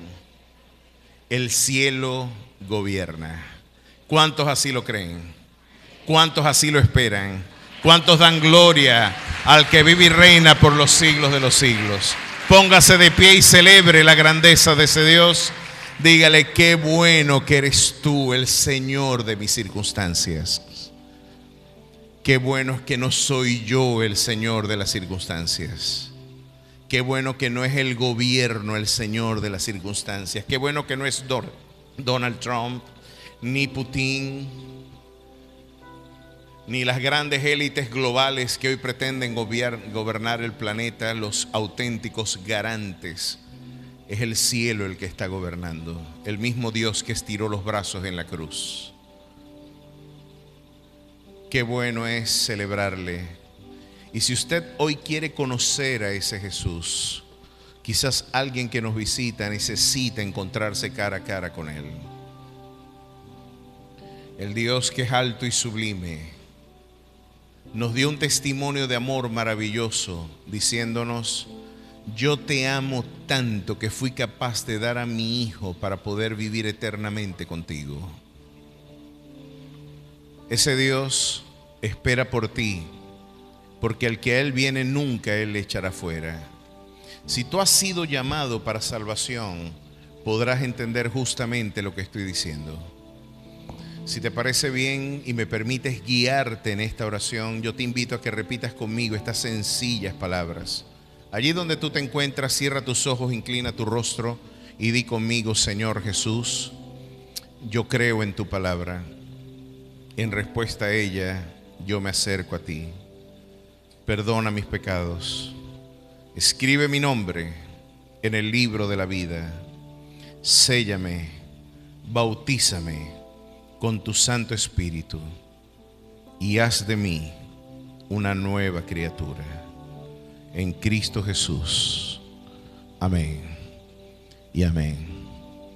¿Hay alguien que por primera vez hizo esta oración conmigo? Levante su mano en alto rapidito. Dios bendiga a la joven. ¿Alguien más ha hecho esta oración? Por primera vez, ¿alguien le ha dicho Jesucristo es el Señor? Si es así, mi querido hermano, querida hermana, hay buenas noticias para ti. Si tu boca confesare que Jesús es el Señor, si tú crees y puedes creer que Dios le levantó de entre los muertos, la palabra del Señor dice: tú serás salvo. Si tú hoy has querido y has confesado que Jesús es el Rey soberano de la historia, eso es lo que significa decir que Jesús es el Señor. Vamos a brindarle un fuerte aplauso a la joven que hoy públicamente ha querido decirle al Señor que Él es el Señor de sus circunstancias. Dios bendiga a esta chica, Dios te bendiga, Dios te guarde. Vamos a orar por ella, ¿qué les parece? Hay fiesta en los cielos cuando un pecador pasa de muerte a vida.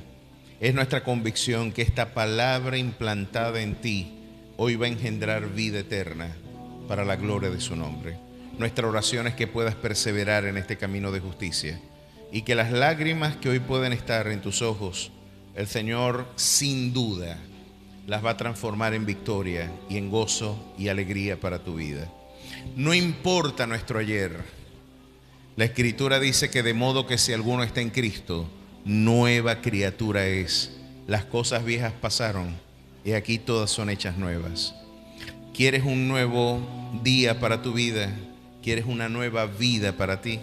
Hay un papel en blanco esperando, donde Dios quiere escribir contigo una nueva vida. Ponga su mano hacia este lugar y vamos a orar por ella. Dios y Padre Celestial, gracias. Gracias porque esta es tu obra maravillosa y sublime, Jesús. Gracias porque tú sigues haciéndola a través de los siglos. Y a través de los siglos, oh Dios, te ha placido darla a conocer. Hoy en este día quiero poner delante de ti a esta maravillosa dama que hoy públicamente, oh Dios, ha querido confesar que tú eres el Señor de su vida, que ha querido creer por la virtud del Espíritu Santo de que tú, maravilloso Padre, has levantado a Jesús de entre los muertos. Esto no viene como una inferencia natural, Señor. Esto es una obra tuya y damos toda la gloria, la alabanza y el poder al que vive y reina por los siglos de los siglos. Quédate en su vida, llénale con tu presencia. Espíritu Santo amigo, transfórmale y bríndale el nuevo comienzo que ella necesita. En tu nombre damos gracias, Jesús. Amén y amén. Dios te bendiga. Dios te guarde. ¿Quieres seguir compartiendo contigo? Este momento es maravilloso, poder ver nacer a alguien de nuevo. Vamos a despedirnos con mucha alegría y con mucho gozo. Demos gloria a su nombre.